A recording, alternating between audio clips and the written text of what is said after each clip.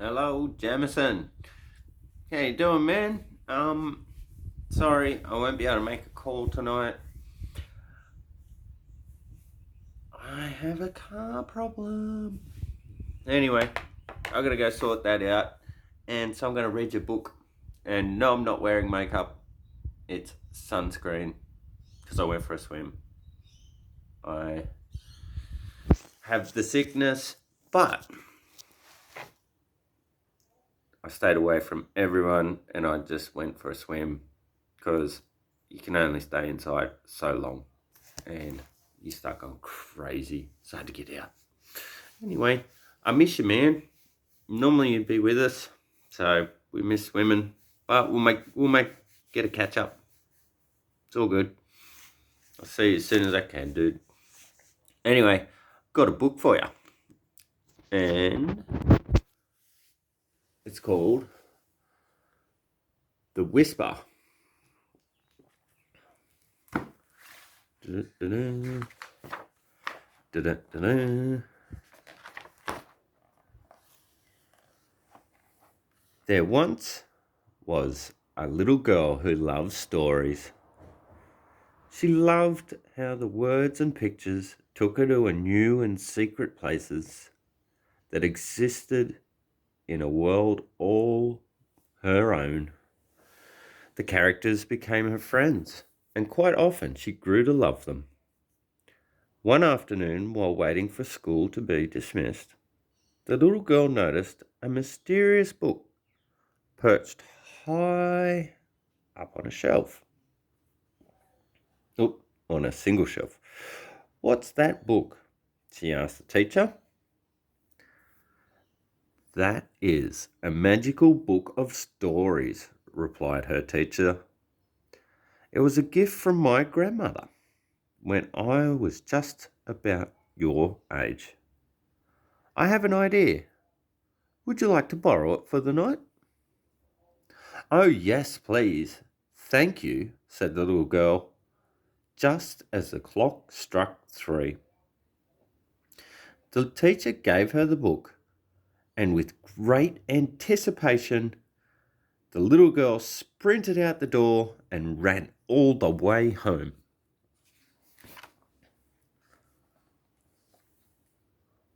Holy dooly. Look at all the letters coming out and the words.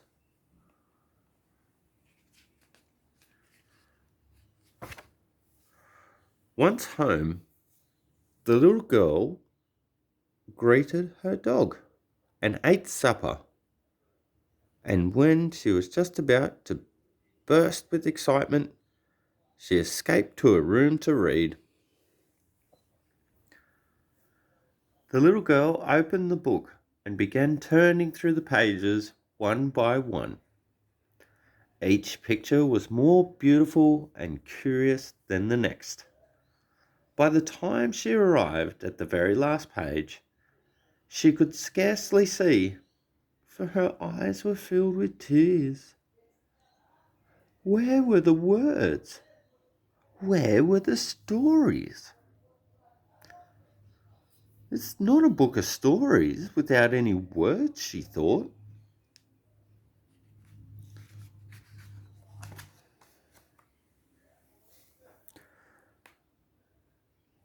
As the little girl paged through the wordless book, she heard the wind blow and then a small whisper. "Dear little girl, don't be disappointed. You can imagine the words.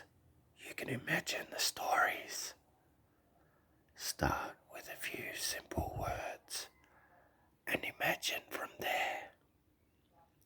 Remember, beginnings, middles, and ends of stories can always be changed and imagined differently. There are never any rules, rights or wrongs in imagining.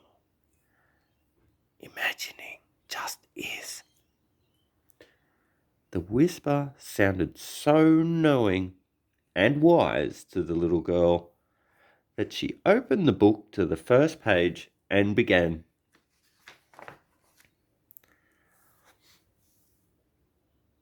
At first, it felt difficult to imagine a story, so she looked harder at the picture. Are the bears best friends? She wondered. Maybe the blue bear is bringing honey as a gift. Bears love honey. Blue Bear's Visit. Now that's a good title, she thought. Then she began to tell herself a story. Blue Bear arrived on the first day of spring. He promised. The girl studied the second picture. There's that little rabbit again, she thought. I wonder what that man is saying to the magnificent ox. I know, the secret. Mr. Ox, you must please promise not to tell anyone, but we need your help. Last week,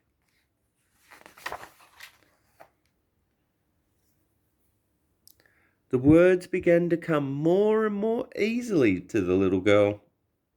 Then the words grew into sentences, and the sentences became stories. The quest. Their 100-mile journey began in a sturdy wooden boat. Are we there yet? Asked Rabbit. In another 2 days and 1 night, replied Lion. Oh, that's a very long time. I forgot. Please remind me again. Where are we going? Asked Rabbit.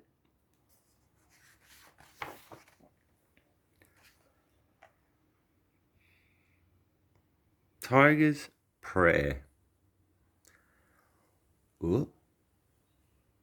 Let's get this right. All the creatures of the land, near and far, would be coming, and preparations were being made.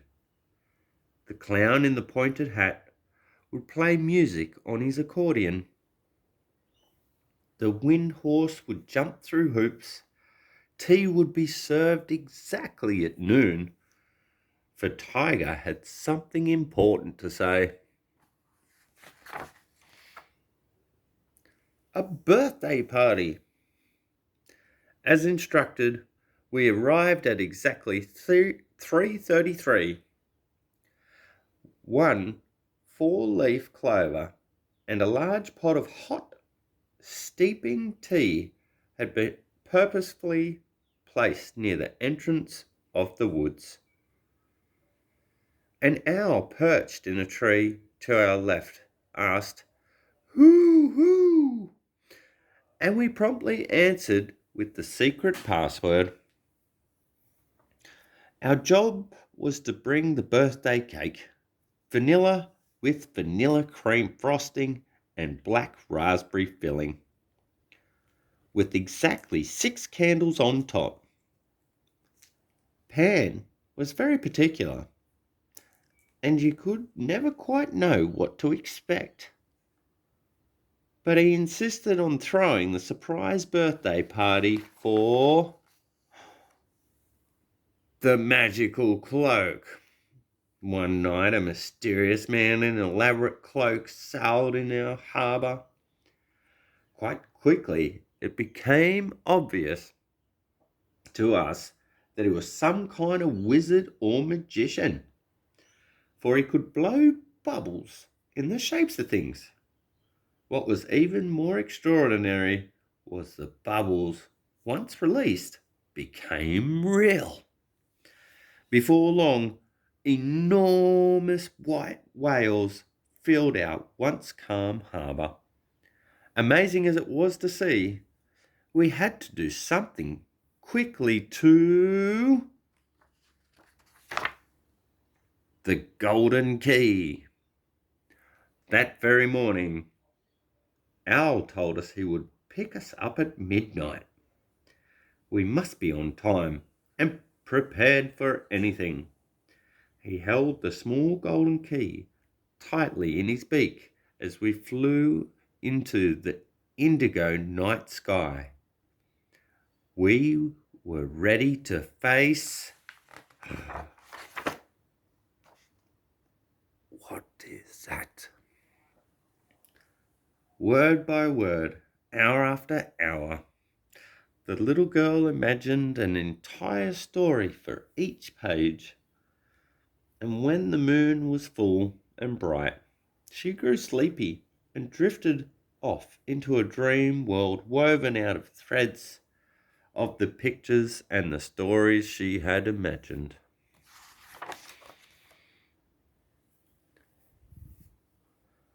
When she woke, the little girl felt grateful for the small knowing whisper. Already she missed her new friends, the ox, the owl, and the tiger. She yearned to open the book once more again, but the sun was up over the horizon, and the birds were already fluttering about, chirping their morning songs. She did not want to be late for school, so she tidied herself, scooped up the book, and rushed out the door. Along the path, she met a fox holding a curiously round package. "Excuse me, little girl," said the fox. "I believe I have the words to your book. I saw them spill away, and because I am a very clever kind of fox, I caught them in my net just before they drifted off too far." "Oh, thank you," replied the little girl, feeling a little bit confused. "Now, please, before you leave, could I bother you for a small favour?" asked the fox. "Why, of course," asked the little girl.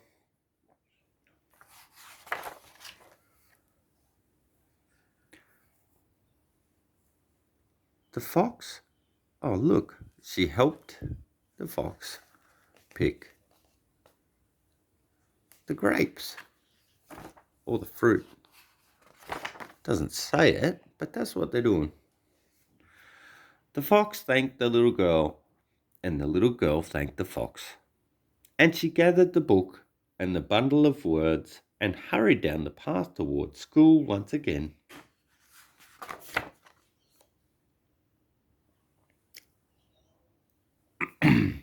"I'm so sorry I'm late," said the little girl, still catching her breath. "There was a whisper, and I imagined stories for every picture, and I overslept, and the words, I didn't know that they had fallen away. But the clever fox caught them in his net, and but I loved your book, and and and and I almost forgot. Thank you. I have so many stories to tell you." "I can't wait to hear," replied the teacher with a smile. The Fox and the Grapes. A famished fox saw some clusters of ripe black grapes hanging from a vine. She resorted to all her tricks to get them. And look, here's some crossed out words.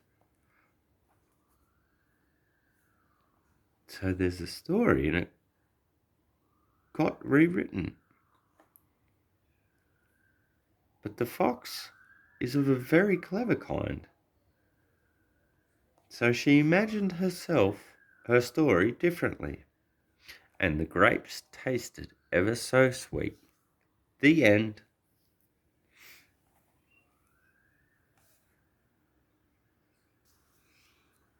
Okay, that's a different one. A book about a book. But very important, man. This is why reading is good. This book tells you, and what's important about reading is it makes your imagination work, and it also trains focus. So read, read, read, read, read. Read as much as you can. It's something I wish I should have done more of. I wish I could do more of. So, lots of reading. It's good. Love you, man. And I'll see you as soon as I can. Hope you have a good day and good night. Love you.